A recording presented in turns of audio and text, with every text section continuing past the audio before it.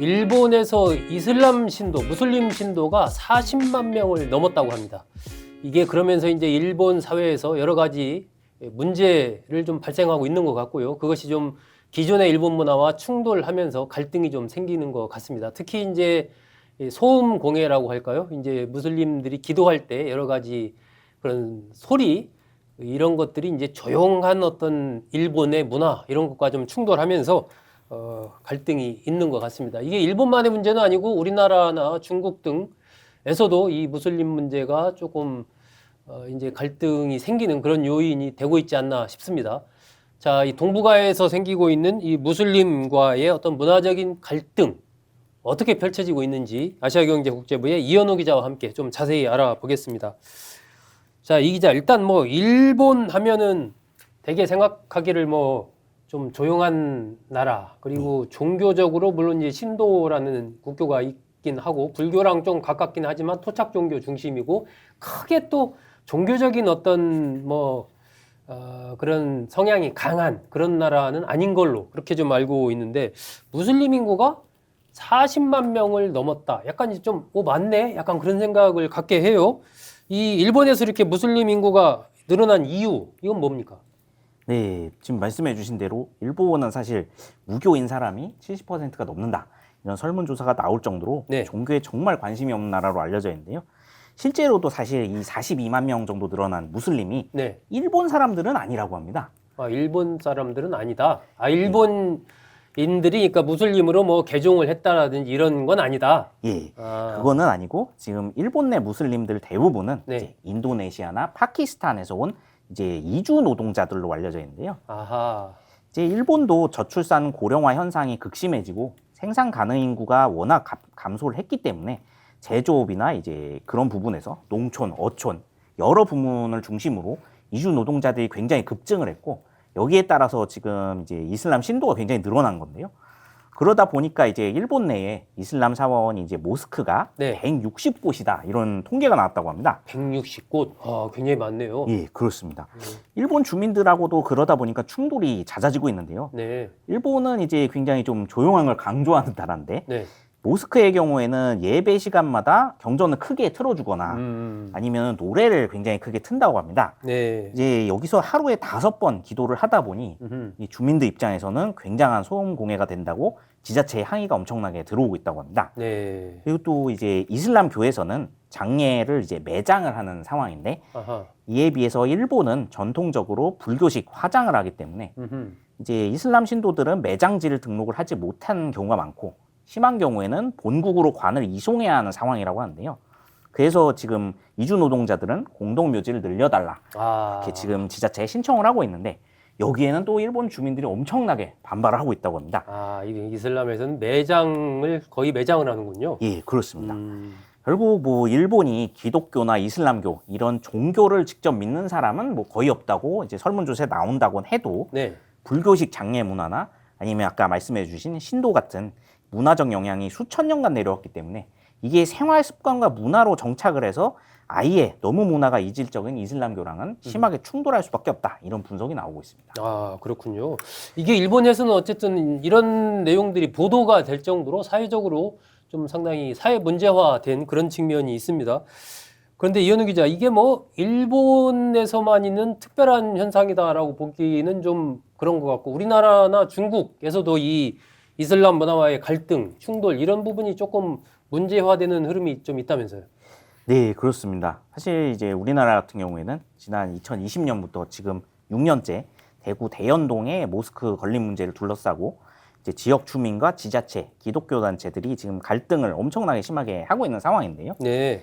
한때 이곳에서 기독교 단체들을 중심으로 모스크 공사 현장에서 이제 이슬람에서 금기하는 돼지고기 바베큐를 굽기도 하거나 아니면 족발을 나눠 먹는 시위를 했었다고 합니다. 예. 이게 외신에서도 엄청나게 대소특필이 됐는데요. 아하. 특히 미국에서는 이게 엄청 화제가 됐었던 모양인지 네. 미국 국무부의 인권 실태 보고서에도 올라간 적이 있습니다. 이게 사실 서방 매체들이나 미국에서는 이게 너무 위험천만한 이제 갈등이다라고 하는 건데요. 네. 이게 만약에 유럽이나 미국에서 이런 일을 했다면 잘못하면 이슬람 원리주의 테러 단체들이 테러를 할 수 있다. 그렇기 때문에 경고를 한 상황이었습니다. 네. 근데 또 우리나라는 일본하고 또 사정이 다른 게 기독교 신자가 또 많다 보니까 일본보다 훨씬 과격한 형태로 이게 나타난 게 아니냐 이런 분석이 나오고 있고요. 또 중국도 사실 표면적으로는 크게 갈등이 없는 것처럼 지금 당국이 관리를 하고 있지만 네. 실제로는 굉장히 지금 갈등이 커지고 있다고 하는데요. 네. 특히 최근 중국 정부가 이제 신장 위구르 지역의 독립운동을 약화시킬 목적으로 모스크 자체도 중국식 건물로 이제 기와집으로 대부분 바꿔버리고 있는 상황이고요. 아, 그리고 그 인근에 대규모로 공자 학원을 지으면서 이제 갈등이 커지고 있다고 합니다. 중국화, 이슬람 그 무슬림들을 중국화 시키려는 작업을 계속하고 있는 거군요. 예, 그렇습니다.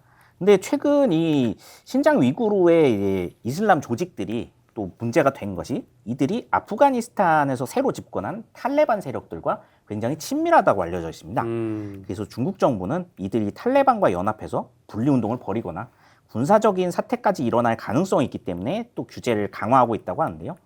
사실 이 지역뿐만 아니라 중국 남부 지역의 이제 유명한 관광지 하이난 섬이 있는 네. 샤먼이라는 남부 지역도 좀 갈등이 심해지고 있다고 알려져 있습니다. 이곳은 사실 이제 인도네시아나 말레이시아에서 온 이주 노동자가 굉장히 많은 지역이고 네. 모스크도 상당히 많은 지역이었는데요. 근데 지금 중국 정부에서 이제 그동안 거의 이제 건드리지 않았던 이슬람 경전 교육, 아랍어 교육 시간을 대폭 줄이라고 지금 압력을 넣고 있고 각 자치구에서도 이제 모든 수업 교육은 중국어로 할 걸 강요를 하면서 네. 갈등이 좀 커지고 있다 이런 이야기가 나옵니다. 아, 그렇군요. 일본이나 우리나라, 중국에서 이 무슬림, 이슬람 문화의 갈등 이런 것들이 커지고 있다. 결국 우리나라랑 일본은 이제 그 이주 노동자들이 많아지면서 생기는 그런 문제고 중국 같은 경우는 이른바 분리주의 독립운동과 관련해서 이제 이슬람 쪽에 대한 중국화 작업을 계속하는 이런 건데 이게 뭐 유럽이나 미국 등등의 서구에서도 이런 무슬림과의 갈등 이런 게 있을 것 같은데 혹시 이렇게 좀 뭐 충돌만 있는 건 아닐 거고 서로 잘 융합해서 좀 그렇게 살아가는 그런 나라, 그런 사회가 있다면은 어디입니까? 네, 사실 그런 나라가 있으면 좋지만 이제 아하, 없어요? 지나는 나라 거의 없다고 하는 상황입니다. 네. 유럽도 사실 이제 2011년에 발생했던 이제 아랍의 봄이라는 네. 이제 중동 지역의 시민혁명으로 이제 수백만 명의 무슬림 난민들이 건너와서 이제 한 정착한 지 15년이 넘은 상황인데 갈등이 쉽게 봉합되지 못하고 있는데요. 그나마 이제 이 이민자들에게 가장 개방적인 국가가 독일이었습니다. 네. 독일 같은 경우에는 이제 이민자들을 계속 받아서 이제 굉장히 산업이 발전한 측면도 있긴 했지만 반대로 이걸로 인해서 극우 정당들이 상당히 득세하게 되는데요. 최근 총선에서 이제 독일의 극우 정당인 독일을 위한 대안이라는 정당이 전체 2위를 기록하며 수권 정당까지 올라섰습니다. 네. 이들은 무슬림 이민자들에게 DNA 검사를 의무화하고 반사회성이 심한 사람들은 아예 이제 이민을 받지 말자는 공약까지 내걸었는데 어마어마한 지지를 받았다고 하는데요. 이게 사실 인권을 강조하는 유럽에서는 이게 상당히 이율배반적인 모습이라 이런 지적도 나오기는 합니다만 네.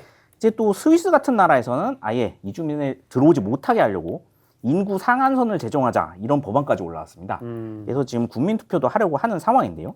지금 스위스 인구가 한 900만 정도인데 이 중에 30% 정도가 이제 뭐 무슬림을 포함한 이주 노동자들이기 때문에 아예 2050년까지 인구가 1000만 명을 넘지 못하도록 이제 법으로 제정해버리자 이런 이야기까지 나오는 상황이라 이제 무슬림 이민자들과의 갈등은 계속 심화되고 있는 상황입니다. 아, 그렇군요.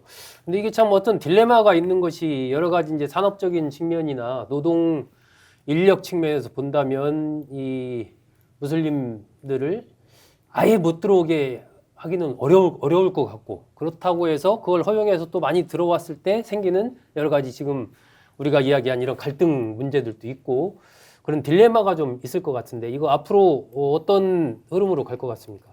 네, 사실 뭐 우리나라나 일본, 뭐 다른 나라들도 다 마찬가지지만 결국에 가장 큰 딜레마는 결국 일자리 문제인데요.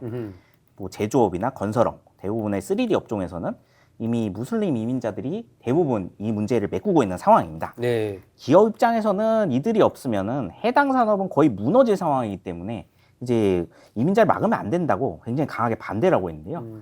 특히 이 무슬림 이민자가 많은 유럽에서는 이제 여러 다양한 이주민 융합 정책도 펼치긴 했었습니다. 네. 우리가 보통 다문화 정책이라고 부르는 포용 정책, 뭐 기존 주민들과 이제 이민자들 간의 뭐 대화, 문화적인 차이를 이해하는 교육을 늘리거나 여러 가지를 폈었는데도 이제 많이 실패를 한 상황입니다.